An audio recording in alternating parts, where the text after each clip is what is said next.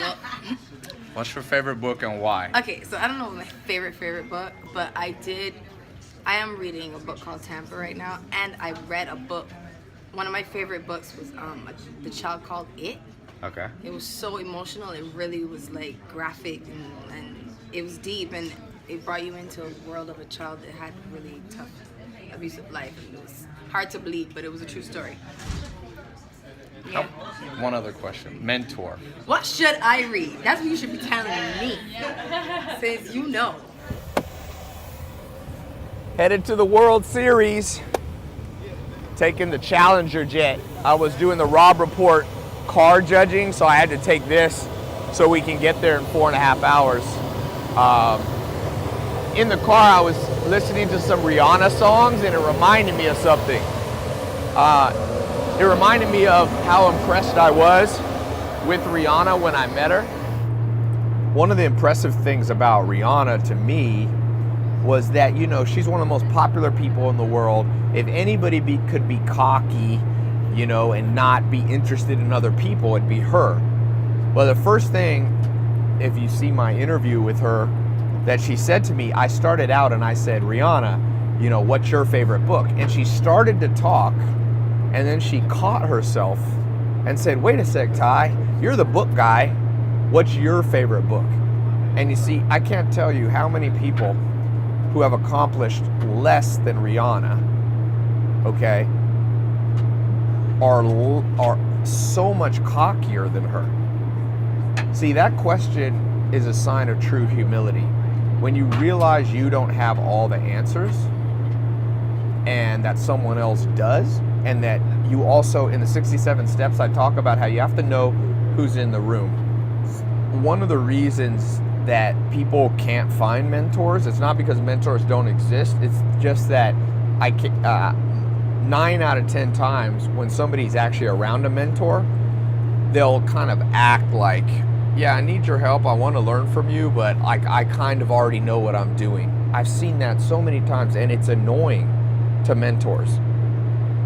If one of my mentors has been doing real estate for 40 or 50 years, when I talk to him about real estate, I'm like, I know nothing. Even though I do know, but in comparison to him, I haven't even been alive that long. So I give him what's called deference, respect. And so Rihanna, even though she didn't have to, you know, I know a lot about books. I've been reading, and I've got the largest online book club in the world right now. So it's not like she's kissing up to me. It's just she has respect for other people's areas of expertise. And instead of her just talking away, she listens.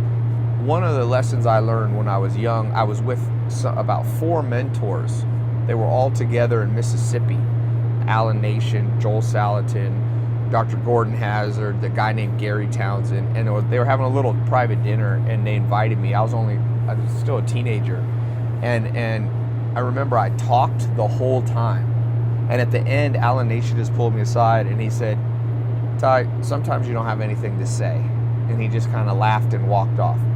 And I read between the lines, what he was trying to say is, Ty, you were at a table with 4 people who are 20, 30 years ahead of the success that you have, that you want to get to.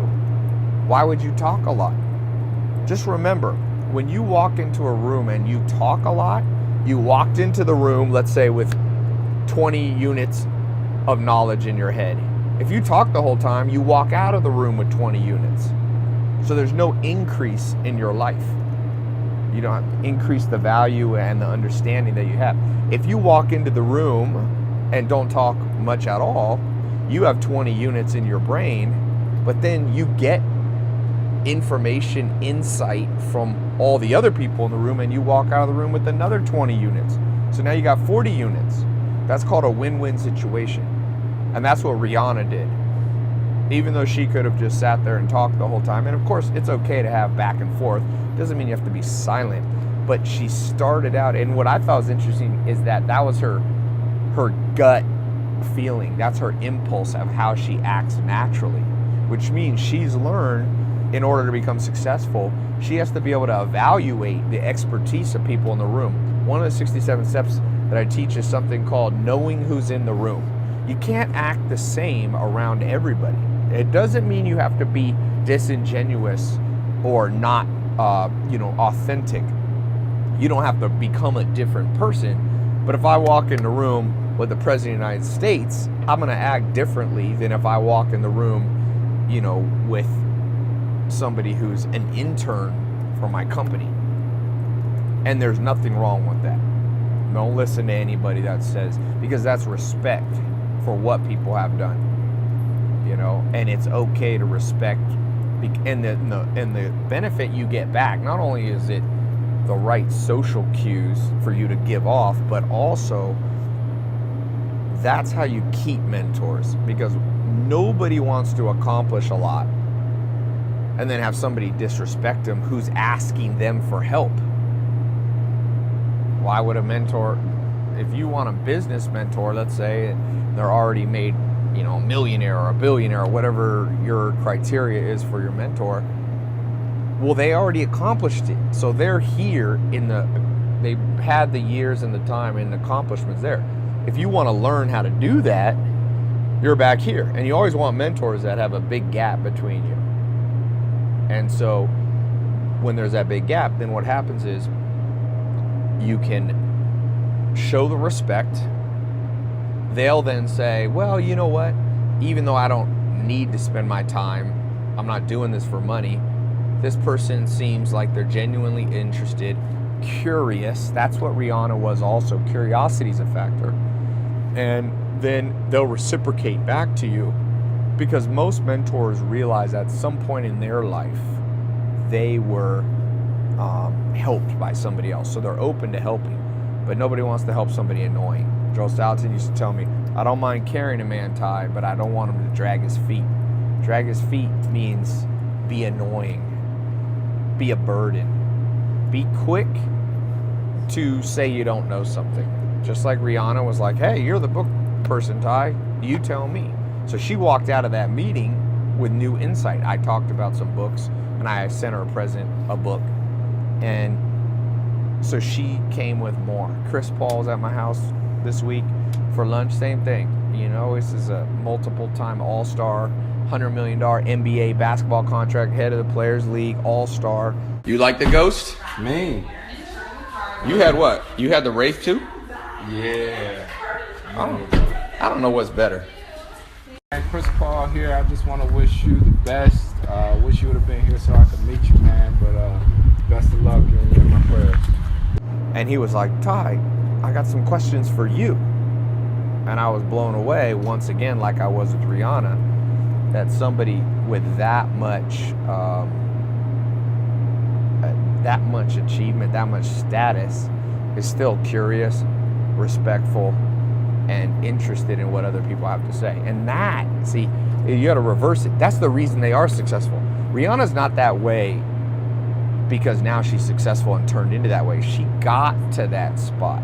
Because remember, Rihanna had key people who believed in her when she was just starting out. She had Jay-Z and she had all these people that helped her.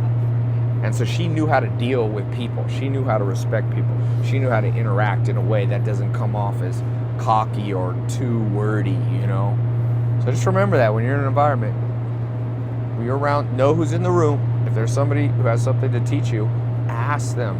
Ask more than you talk. A good ratio, I would say, would be 3 to 1. So you're in a room, you realize you're with somebody, a potential mentor, or somebody you can give insight. Make sure if you say one sentence, you don't talk until they say 3 sentences. Okay, that's a great way to do it. Good little ratio to keep in mind. What books speak to you the most? What books? What type of books? True stories. They have to be true, real life things that have happened, or autobiographies. I love those. I only watch documentaries or reality TV, things like that. I'm obsessed with real things. Kon-Tiki. Have you ever heard of this book? It was a guy, nobody believed in him, so he took a boat and he lashed together 9 logs and he floated across the Pacific Ocean just to prove it could be done. Really? It's a crazy story of courage, And that's a real story? it's a true story. You need to, well, I'm